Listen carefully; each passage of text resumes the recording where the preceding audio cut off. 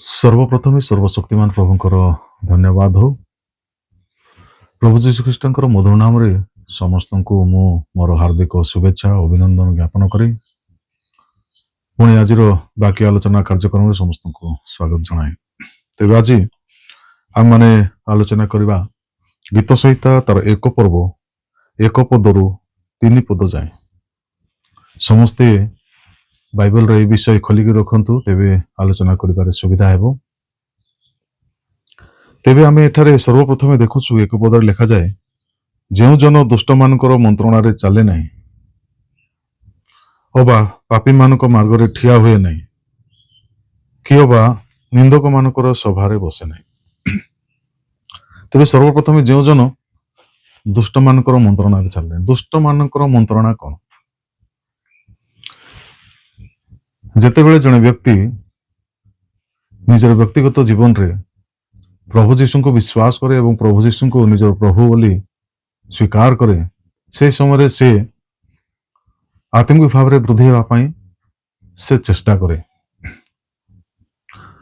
Church जीवाई सेवा कार्य साहाय्य करने पुणी अन्य चर्च कार्य मानक से अंशग्रहण करने से इच्छा करे कहवाक गले से आत्मिक भाव में वृद्धि होगा से चेष्टा करे और से समय दुष्ट मानकर नेता अर्थात शैतान से देखे जे ये व्यक्ति से प्रभुंकर रास्ता रे जीवाई चेष्टा करुछि तो सेतेबेले से व्यक्ति को सी आत्मिक भाव में दुर्बल करने चेष्टा करे अर्थात से चेष्टा करे तांको आत्मिक जीवन रे पछकु टाणिबा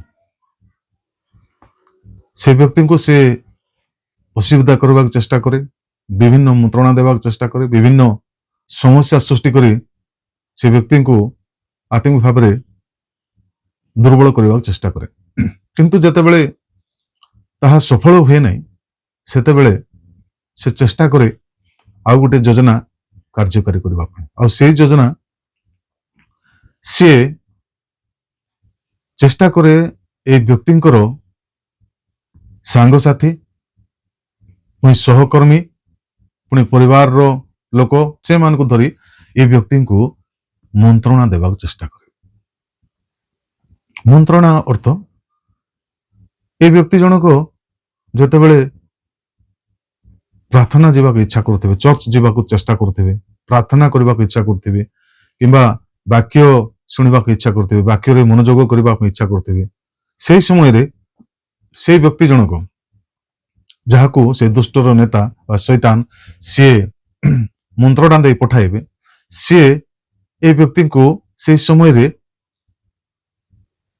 डिस्टर्ब करबाक इच्छा करते माने कोन से प्रार्थना करबा समय रे बा चर्च जीवा समय रे तांको अन्य कार्य करबा पय से माने प्रवर्ताय खेलिबा को जीवा पय अन्य मनोरंजन कार्य करबा पय ए व्यक्ति को से माने कोन प्रवर्तान आ जदि ए व्यक्ति जनक सेमानकर मंत्रणा रे सेमानकर दुष्ट कार्य करिवार मंत्रणा रे जदि ए व्यक्ति प्रभाव रे पड़ी जानती एवं ताहले ता द्वारा कौन हुए जे ए व्यक्तिंकर आत्मिक जीवन रो पतन हुए आत्मिक जीवन ए व्यक्तिंकर दुर्बल हो जाए।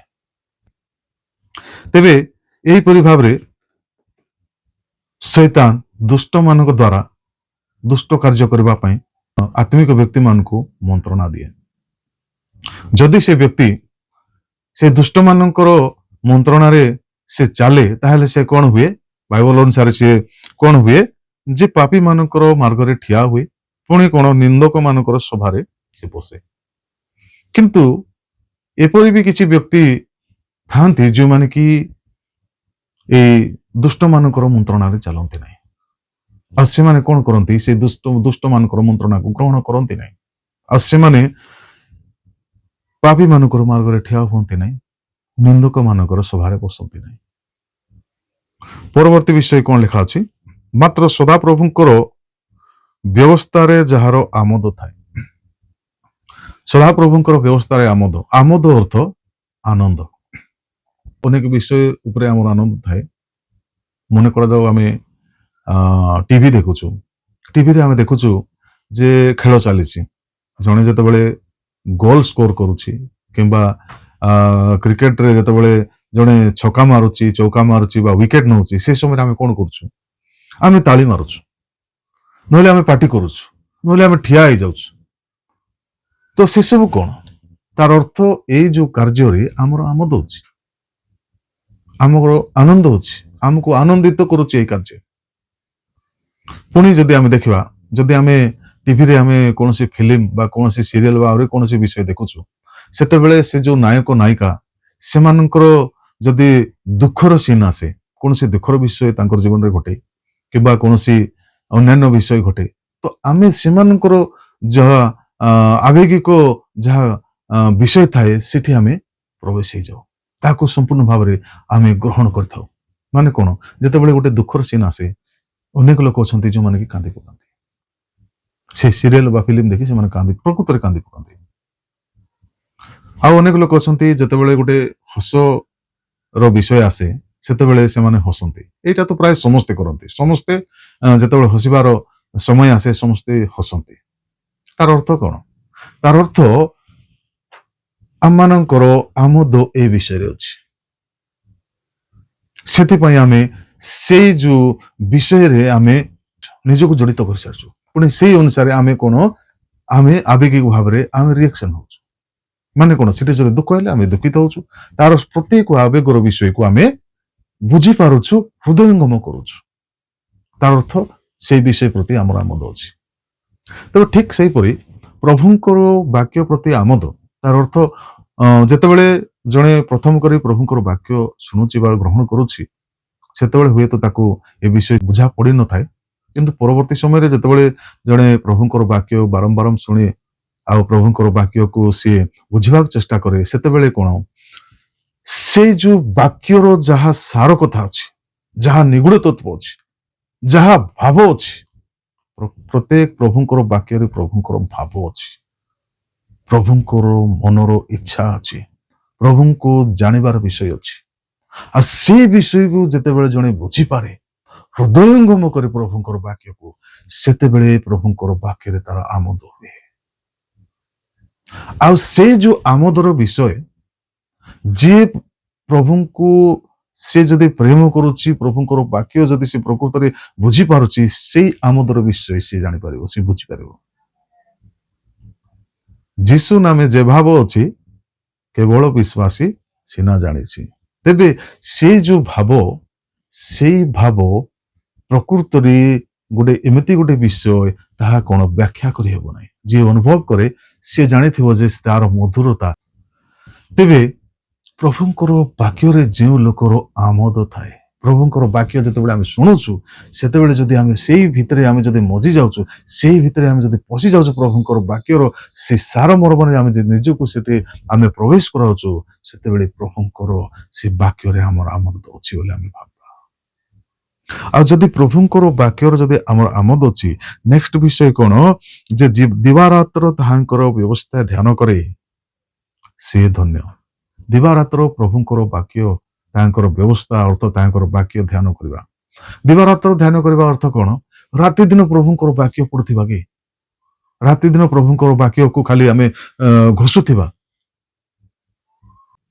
ତ ସେ କାର୍ଯ୍ୟ ବ୍ୟସ୍ତତା ସମୟରେ ଆମେ ପ୍ରଭୁଙ୍କର ବାକ୍ୟ ଧ୍ୟାନ କରିବାକୁ ସମୟ ପାଉ। ଏମିତି ବି ଲୋକ ଅଛନ୍ତି ଯୋଉମାନେ କି ମାନେ ଖାଇବାକୁ ବି ସମୟ ପାଆନ୍ତି ନାହିଁ, ପ୍ରଭୁଙ୍କର ବାକ୍ୟ ଧ୍ୟାନ କରିବାଟା ଦୂରର କଥା। ତ ସେଇ ସମୟରେ ଆମେ କେମିତି ପ୍ରଭୁଙ୍କର ବାକ୍ୟ ଧ୍ୟାନ କରିବା? ସେଇଟା ବି ଲେଖା ଅଛି ଦିବାରାତ୍ର। ତେବେ କଣ କରିବା ଆମେ? ଯେତେବେଳେ ଆମେ ଗୋଟେ କାର୍ଯ୍ୟ କରୁଛୁ, ସେତେବେଳେ ଆମର କାର୍ଯ୍ୟ ସମୟରେ ବି ଏମିତି ଗୋଟେ ସିଚୁଏସନ ଆସେ ଯେ ଆମେ ଗୋଟେ ନୂଆ କାର୍ଯ୍ୟ ଆରମ୍ଭ କରିବାକୁ ଯାଉଛୁ। ସେଇ ସମୟରେ ଆମେ ପ୍ରଭୁଙ୍କୁ ଧନ୍ୟବାଦ ଦେଇପାରିବା ଯେ ପ୍ରଭୁ, ଗୋଟେ ନୂଆ କାର୍ଯ୍ୟ ମୁଁ ଆରମ୍ଭ କରିବାକୁ ଯାଉଛି, ଦୟାକର ପ୍ରଭୁ ମୋର ଏ କାର୍ଯ୍ୟକୁ ସଫଳ କର। ଅଳ୍ପ ସମୟ ଆମେ ଗୋଟେ ଘଣ୍ଟା ଅଧଘଣ୍ଟା ଆମେ ପ୍ରାର୍ଥନା କରିବା ଦରକାର ନାହିଁ, ଅଳ୍ପ ସମୟ ପ୍ରଭୁଙ୍କୁ ଧ୍ୟାନ କରିବା, ପ୍ରଭୁଙ୍କୁ ମନେ ପକାଇବା। କିନ୍ତୁ ପରବର୍ତ୍ତୀ ସମୟରେ ଆମର ହୁଏତ କିଛି କାର୍ଯ୍ୟ ଆମର ସଫଳ ହେଲା, ସେତେବେଳେ ପ୍ରଭୁଙ୍କୁ ଧନ୍ୟବାଦ ଦେବା, ପ୍ରଭୁ ଧନ୍ୟବାଦ, ଏ କାର୍ଯ୍ୟ ତମେ ସଫଳ କଲ। ପୁଣି ଆହୁରି ଗୋଟେ କୌଣସି ଗୋଟେ ପରିସ୍ଥିତିରେ ଆମେ ଉଦ୍ଧାର ପାଇଗଲୁ, ରକ୍ଷା ପାଇଗଲୁ, ବା ଆହୁରି କଣ ଗୋଟେ ଏମିତି ଗୋଟେ ପରିସ୍ଥିତି ହେଲା ଯେତେବେଳେ ଆମେ ପ୍ରଭୁଙ୍କୁ ଧନ୍ୟବାଦ ଦେଇପାରିବା, ସେଇ ସମୟରେ ପ୍ରଭୁଙ୍କୁ ଆମେ ଧନ୍ୟବାଦ ଦେବା। ଗୋଟିଏ ମିନିଟ ଅଳ୍ପ ସମୟ ଆମେ ପ୍ରଭୁଙ୍କୁ ଧନ୍ୟବାଦ ଦେବା। ଆଉ ଏଇଟା ଯେତେବେଳେ ଆମର ଜୀବନରେ ସବୁବେଳେ ଚାଲିଥିବ, ପ୍ରତି ସମୟରେ ଯେତେବେଳେ ଆମେ ଆମେ କୌଣସି ବିଷୟରେ ସମ୍ମୁଖୀନ ହଉଛୁ, ସେଇ ସମୟରେ ଆମେ ପ୍ରଭୁଙ୍କୁ ଧନ୍ୟବାଦ ଦେବା। ଯେକୌଣସି ଗୋଟେ ବିଷୟରେ, ଗୋଟେ ବିପଦରେ ପଡିଲୁ ଉଦ୍ଧାର ପାଇଲୁ ଧନ୍ୟବାଦ ଦେବା, କୌଣସି ଗୋଟେ କାର୍ଯ୍ୟ ସଫଳ ହେଲା ଧନ୍ୟବାଦ ଦେବା, କୌଣସି ଗୋଟେ ବିଷୟ ହେଲା ଆମେ ଧନ୍ୟବାଦ ଦେବା, କୌଣସି ଗୋଟେ ବିଷୟ ପାଇଲୁ ଧନ୍ୟବାଦ ଦେବା, ପ୍ରତ୍ୟେକ ବିଷୟରେ ପ୍ରଭୁଙ୍କୁ ଧନ୍ୟବାଦ ଦେବା ଆମେ। ତ ଏଇ ବିଷୟ ଯଦି ଆମର ଜୀବନରେ ଥିବ, ତେବେ ଦିବାରାତ୍ର ଆମେ ପ୍ରଭୁଙ୍କୁ ଧ୍ୟାନ କରୁଛୁ।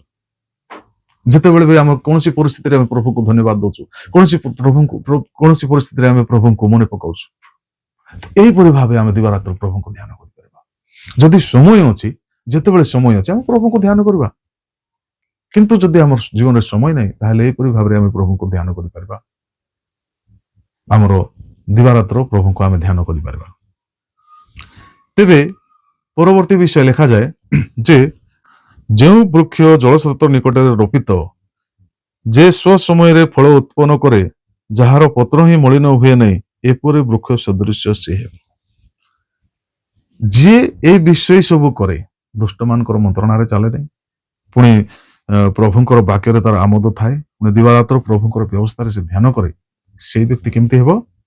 ଯେ ଜଳସ୍ରୋତ ନିକଟରେ ରୋପିତ ବୃକ୍ଷ ପରି ହେବ। ଜଳସ୍ରୋତ ମାନେ କଣ? ଗୋଟେ ଜଳ ଭଣ୍ଡାର, ଅସରନ୍ତି ଜଳ ଭଣ୍ଡାର, ସେ ଜଳ କେବେ ସରେ ନାହିଁ। ସେଇ ଜଳ ନିକଟରେ ଯଦି ଗୋଟେ ବୃକ୍ଷ ରୋପିତ ହୁଏ, ତାର ପତ୍ର କେବେ ମଳିନ ହୁଏ ନାହିଁ, ସେ ସ୍ୱସମୟରେ ଫଳ ଉତ୍ପନ୍ନ କରେ।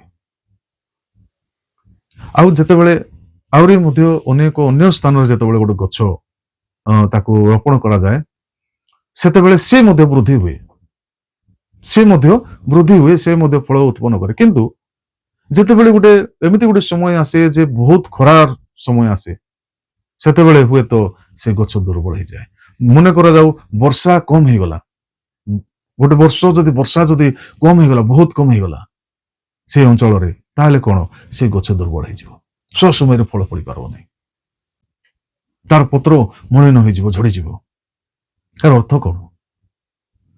ଯେଉଁ ଜନ ପ୍ରଭୁଙ୍କର ସହିତ ଜଡିତ ହେଇ ରୁହେ, ଜଳସ୍ରୋତ ନିକଟରେ ରୋପିତ ବୃକ୍ଷ ସଦୃଶ୍ୟ, ତାହାର ପତ୍ର ମଳିନ ହୁଏ ନାହିଁ।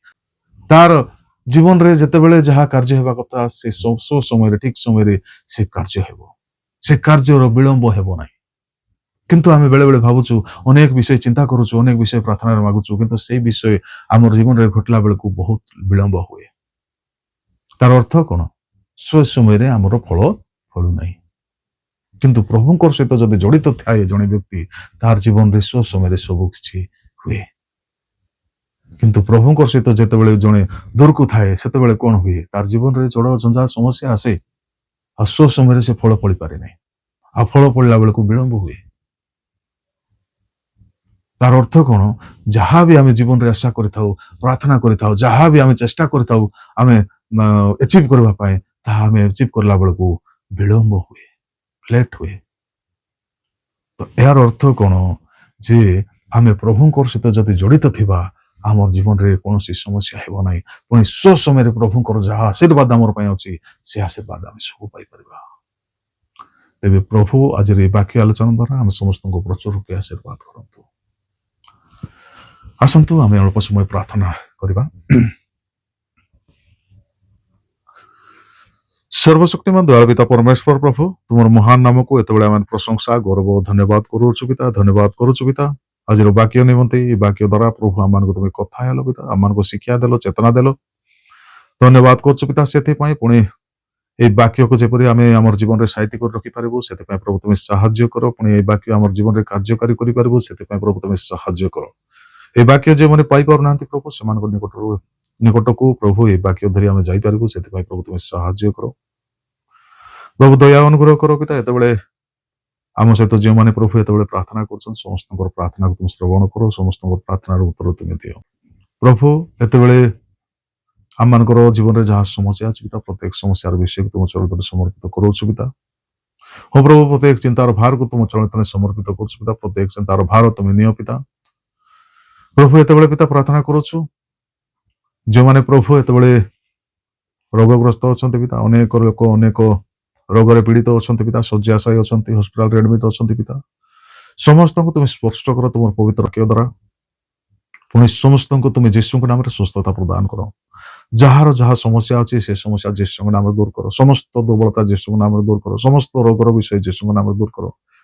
ପୁଣି ଅତି ଶୀଘ୍ର ସମସ୍ତେ ସୁସ୍ଥ ହେଇ ତୁମର ପ୍ରଶଂସା ତୁମର ଗୌରବ କରୁ କରୁ ତୁମ ନିମନ୍ତେ ସାକ୍ଷ୍ୟ ଦେବେ ପିତା। ସେଥିପାଇଁ ପ୍ରଭୁ ତୁମେ ସାହାଯ୍ୟ କର। ପ୍ରଭୁ ସମସ୍ତଙ୍କୁ ପବିତ୍ର ଆତ୍ମାର ଦାନ ବି ଦିଅ ପିତା। ସମସ୍ତେ ଯେପରି ଆତ୍ମିକ ଭାବରେ ବୃଦ୍ଧି ହେବେ ସେଥିପାଇଁ ପ୍ରଭୁ ତୁମେ ସାହାଯ୍ୟ କର। ପ୍ରଭୁ ପାଠ ପଢୁଥିବା ପୁଅ ଝିଅକୁ ତୁମ ଜ୍ଞାନ ବୁଦ୍ଧି ଦେଇ ତୁମେ ଆଶୀର୍ବାଦ କର। ଛୋଟ ଛୁଆମାନଙ୍କୁ ପ୍ରଭୁ ତୁମେ ସୁରକ୍ଷା ପ୍ରଦାନ କର। ତାଙ୍କର ଆତ୍ମିକ ଭାବରେ ଶାରୀରିକ ଭାବରେ ମାନସିକ ଭାବରେ ବୃଦ୍ଧି ହେବା ପାଇଁ ତୁମେ ସାହାଯ୍ୟ କର।